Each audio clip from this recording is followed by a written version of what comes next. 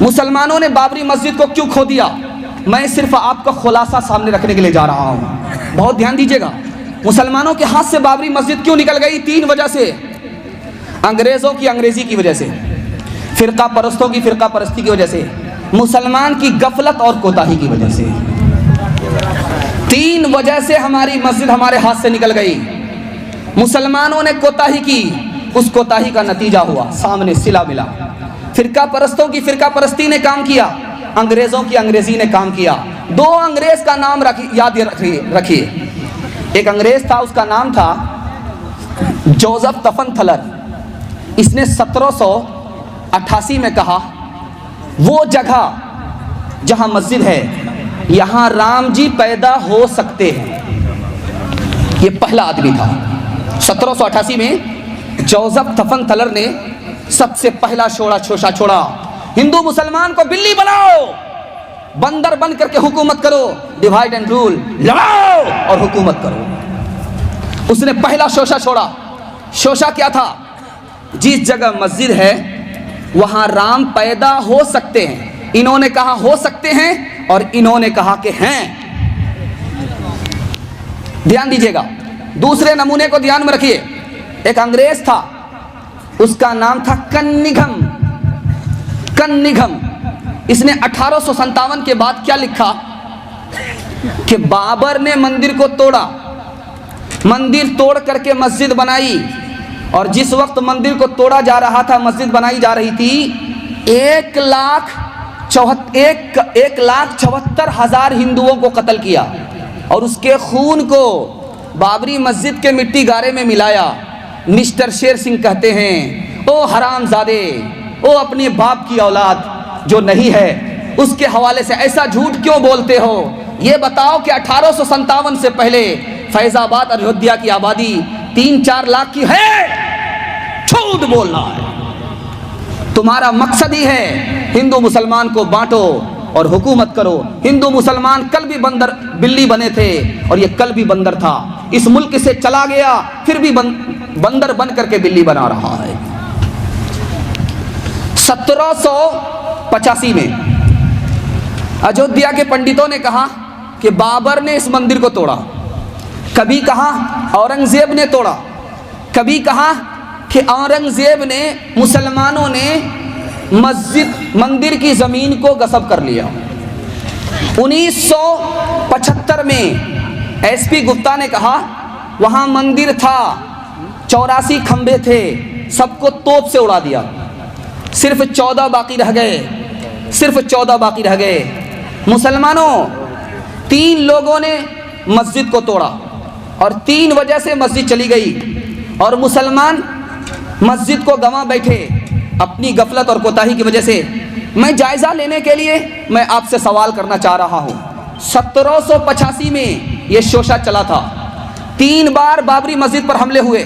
1949 میں مورتی رکھی گئی، 1986 میں مسجد کا تالا کھولا گیا، 1989 میں پوجا پاٹ کی اجازت دے دی گئی، 1992 میں مسجد کو توڑ دیا گیا۔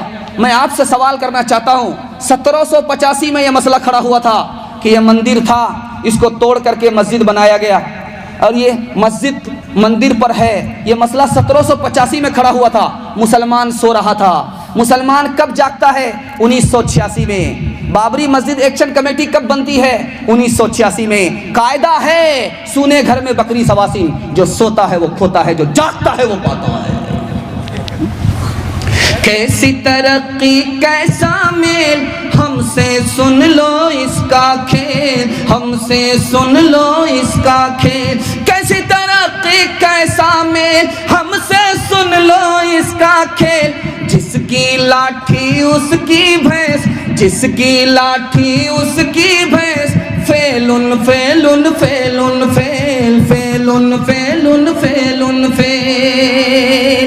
بہت دھیان دیجیے گا، کچھ غیر مسلموں کو آپ یاد رکھیے، ان کے واسطے دل سے دعا کیجئے کہ اللہ ان کی نسلوں کو اسلام کے لیے قبول فرمائے۔ انشاءاللہ دعا کریں گے، ہاتھ اٹھا دیجئے انشاءاللہ۔ اس نمونے کو بڑی تیزی کے ساتھ ختم کر رہا ہوں۔ ایک نام یاد رکھیے، خشونت سنگھ۔ انہوں نے کہا کہ جس رات مسجد کو توڑا گیا، اس رات بہت سارے غیر مسلموں کے گھر چولہا تک نہیں جلا، اس غم میں اللہ کا گھر توڑ دیا گیا۔ ایسے غیر مسلم کو یاد رکھیے۔ دوسرا ایک غیر مسلم کملا پتی ترپاٹھی، مسجد کے ٹوٹنے سے پہلے انتقال کر گئے۔ ہاتھ جوڑ کر کے وہ کہتے تھے، لوگو یہ مسجد بھی اللہ کا گھر ہے، مندر بھی اللہ کا گھر ہے، مسجد بھی اللہ کا گھر ہے، اسے مت توڑنا، اگر توڑنے کے لیے پھاوڑا چلاؤ گے تو مسجد پر نہیں میرے سر پر چلے گا۔ ایسے لوگوں کو یاد کیجئے، ان کی نسلوں کے واسطے دعا کیجئے، اللہ ان کی نسلوں کو اسلام کے لیے قبول فرمائے۔ تیسرا نام یاد رکھیے، مرارجی بھائی دیسائی۔ مرارجی بھائی دیسائی سومناتھ کے ٹرسٹی تھے، سومناتھ مندر چلاتے تھے۔ سومناتھ کے بغل میں چھوٹی سی مسجد تھی، ویران تھی، آذان بھی نہیں ہوتی تھی، نماز بھی نہیں ہوتی تھی۔ انہوں نے مسلمان سے ہاتھ جوڑ کر کے کہا کہ مسلمانوں، مجھے ایک مؤذن دے دو، میں پیسہ دوں گا، مجھے ایک امام دے دو، میں پیسہ دوں گا۔ میں چاہتا ہوں کہ جس طرح مندر آباد ہے اسی طرح اللہ کا گھر آذان سے اور نماز سے آباد ہو۔ آخری مثال دینے کے لیے جا رہا ہوں، آخری مثال، اکشے برہم چاری، غیر مسلم ہے، دعا کیجئے اللہ ان کی نسلوں کو اسلام کے لیے قبول فرمائے۔ یہ کیا کہتے ہیں، تم مندر کا جھگڑا کھڑا کر رہے ہو، مسجد کا جھگڑا کھڑا کر رہے ہو، اور مندر کے ساتھ کس کا نام لگا رہے ہو؟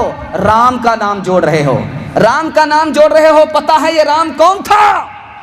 یہ رام وہ تھا جس نے اپنے بھائی کے لیے، چھوٹے بھائی کے لیے راج پاٹ چھوڑ دیا اور بنواس لے لیا۔ اگر تم رام کے نام لیوا ہو تو کیا اپنے چھوٹے بھائی مسلمان کے لیے مسجد نہیں چھوڑ سکتے؟ تو پھر رام مندر کا جھگڑا کیوں کھڑا کرتے ہو؟ چھوڑ کے اپنے محل تو محلے، جنگل جنگل پھرنا، اوروں کے سکھ چین کی خاطر ہر سنکٹ میں گھرنا، ہے یہی رام کے لیک کی ریکھا، آ گیا اب وشواس، جب جب رام نے جنم لیا تب تب پایا بنواس۔ رام ہر ایک جگ میں آئے پر کون انہیں پہچانا، رام کی پوجا کی جگنے پر رام کا ارتھ نہ جانا، تکتے تکتے بوڑھے ہو گئے دھرتی اور آکاش، جب جب رام نے جنم لیا تب تب پایا بنواس۔ بس ایک مثال پر ختم کرنے کے لیے جا رہا ہوں، آپ لوگ سننے کے لیے تیار ہیں؟ مکمل ہاتھ اٹھائیے انشاءاللہ، انشاءاللہ۔ بابر بادشاہ نے اپنے بیٹے کو نصیحت کیا، ایک کتاب ہے اس کا نام ہے تاریخ ہند۔ بابر بادشاہ نے اپنے بیٹے ہمایوں کو نصیحت کیا، کہا کہ بیٹا اگر کامیاب حکومت کرنا چاہتے ہو، اس ہندوستان میں کامیاب بادشاہ بننا چاہتے ہو تو میری نصیحت کو کان کھول کر کے سنو۔ تمہارا مذہب اسلام ضرور ہے لیکن تم دوسرے دھرم کا بھی احترام کرنا، اگر احترام نہیں کرو گے تو تم سے ظلم ہوگا، انصاف نہیں ہوگا۔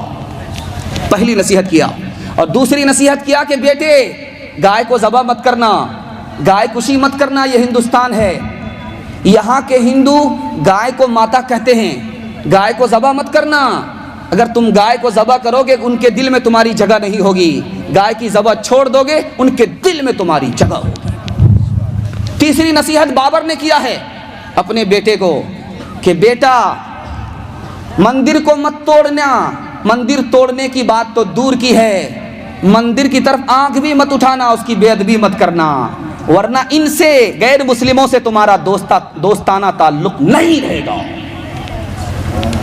آخری نصیحت باپ نے بیٹے کو کیا ہے کہ بیٹا اسلام پھیلانا، لیکن اسلام ظلم و ستم کی تلوار سے نہیں، لطف و احسان کی تلوار سے پھیلانا۔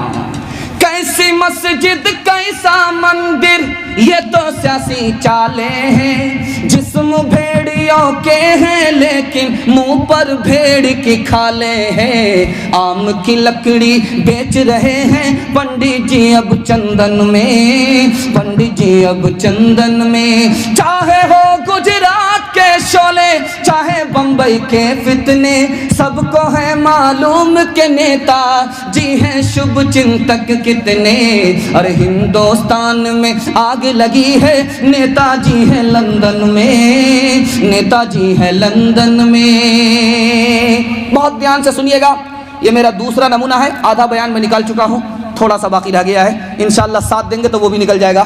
ہاتھی پاس ہو چکا ہے، صرف دم پھنسی ہوئی ہے، انشاءاللہ ہاتھ اٹھائیے انشاءاللہ۔ آپ نماز سے، سجدے سے مسجد کو آباد کریں گے، تو اللہ کی ضمانت ہوگی، اس گھر کی حفاظت ہوگی. اور مسجد آباد ہوگی، ہم آباد ہوں گے. مسجد ویران ہوگی، اللہ ہمیں ویران کر دے گا. دھیان سے سنیے گا، حدیث کہتی ہے مسجد کے پڑوسی کی نماز مسجد میں ہوتی ہے، گھر میں نہیں ہوتی. کیا مطلب ہوا؟ مسجد کا پڑوسی ہے، کان میں مسجد کی آذان آ رہی ہے، مسجد کے پڑوسی کی نماز مسجد میں ہوتی ہے، گھر میں نہیں ہوتی. کیا مطلب ہے؟ گھر میں پڑھ لے گا مسجد کا پڑوسی، مسجد میں نماز نہیں پڑھے گا، ادا ہوگی قبول نہیں ہوگی. اگر مسجد کا پڑوسی مسجد میں آ کر کے نماز پڑھے گا تب ادا بھی ہوگی قبول بھی ہوگی. دوسرے نمونے کو ذرا دھیان میں رکھیے، جو عشاء کی نماز نہیں پڑھتا، فجر کی نماز نہیں پڑھتا، یہ منافق ہے، مسلمان نہیں ہے. حدیث کہہ رہی ہے عشاء کی نماز جو نہیں پڑھتا، فجر کی نماز جو نہیں پڑھتا، یہ منافق ہے، مسلمان نہیں ہے. تیسری حدیث آ رہی ہے آدمی نماز چھوڑے کافر ہو جاتا ہے. اس کا کیا مطلب؟ ادا بھی نہیں کرتا، قضا کرنے کی نیت بھی نہیں ہے، مسلمان نہیں رہتا. دوبارہ اسلام قبول کرنے کے لیے کلمہ پڑھنا پڑے گا. چوتھا نمونہ آپ کے سامنے آ رہا ہے، خدا کس سے محبت کرتا؟ جو فرض نماز پڑھتا ہے. خدا کس سے محبت کرتا؟ جو نفل نماز پڑھتا ہے. خدا کہتا ہے میں اس کی آنکھ بن جاتا ہوں جس سے وہ دیکھتا ہے، میں پیر بن جاتا ہوں جس سے وہ چلتا ہے، میں ہاتھ بن جاتا ہوں جس سے وہ پکڑتا ہے، میں کان بن جاتا ہوں جس سے وہ سنتا ہے، وہ دعا کرتا ہے میں قبول کرتا ہوں. نبی کی پسند پر جینا ہے انشاءاللہ، نبی کی پسند پر مرنا. ہاتھ اٹھائیے انشاءاللہ. انشاءاللہ جبریل آئے خدا کا پیغام لے کر کے نبی کی خدمت میں. خدا کو 3 چیزیں پسند ہے، دھیان دیجیے گا، بڑی تیزی کے ساتھ مطالعہ گزر رہا ہے. اللہ آپ کے علم میں اضافہ فرمائے، میرے مطالعہ کو تازہ فرمائے. میں تو یہ سمجھ رہا تھا کہ آپ حوصلہ ہار کر کے جلسہ کو میلاد بنا دیں گے، لیکن اللہ کا شکر ہے جلسہ جلسہ ہے. ایسے وقت میں جب ساری دنیا خراٹے لے رہی ہے، گلستاں قبرستان بن چکا ہے، اللہ کا شکر ہے جلسہ جلسہ ہے. اللہ آپ کی عمر میں بھی برکت دے، روزی میں بھی برکت دے، دل کی مراد اللہ آپ کی پوری فرمائے. میں بتانے کے لیے جا رہا ہوں نبی کی پسند پر جینا ہے. جبریل آئے، خدا کا پیغام سنایا کہ خدا کو 3 چیزیں پسند ہے. بندے کا صبر پسند ہے، بندے کا فاقہ پسند ہے، بندے کی قربانی پسند ہے. جبریل نے کہا مجھے بھی 3 چیزیں پسند ہے، بھٹکے ہوئے کو راستہ بتانا، غریبوں سے محبت کرنا، غریبوں کی مدد کرنا. اللہ کے رسول نے کہا بہت اچھا، مبارک ہو. حضرت ابو بکر کھڑے ہوئے، یا رسول اللہ مجھے بھی 3 چیزیں پسند ہے. میری بیٹی آپ کے نکاح میں ہے، میں آپ پر پیسہ خرچ کرتا ہوں، آپ کا چہرہ دیکھتا ہوں، مجھے سکون ملتا ہے. اللہ کے رسول نے دعا دی، بہت اچھا، مبارک ہو. وہ بیٹھے حضرت عمر کھڑے ہوئے، یا رسول اللہ مجھے بھی 3 چیزیں پسند ہے، پرانا کپڑا پہنتا ہوں، خود نیکی کرتا ہوں اور دوسرے کو نیکی کا حکم دیتا ہوں، خود برائی نہیں کرتا، دوسرے کو برائی چھوڑنے کی ہدایت کرتا ہوں، یہ مجھے پسند ہے. اللہ کے رسول نے دعا دی، بہت اچھا، اللہ مبارک فرمائے. وہ بیٹھے حضرت عثمان کھڑے ہوئے، یا رسول اللہ مجھے بھی 3 چیزیں پسند ہے، قرآن کی تلاوت کرنا، بھوکے کو کھانا کھلانا، ننگے کو کپڑا پہنانا، یہ مجھے پسند ہے. دعا دی کہ مبارک ہو. بیٹھ گئے حضرت علی کھڑے ہوئے، یا رسول اللہ مجھے بھی 3 چیزیں پسند ہے، گرمی کا روزہ رکھنا، مہمان کی خدمت کرنا اور دشمن سے مقابلہ کرنا، یا جان لینا یا جان دینا. مسلمان ہر حال میں کامیاب ہے، مارا تو غازی مرا تو شہید. اللہ کے رسول نے دعا دی، بیٹھ گئے. اللہ کے رسول نے سب کی پسند سننے کے بعد کہا مجھے بھی 3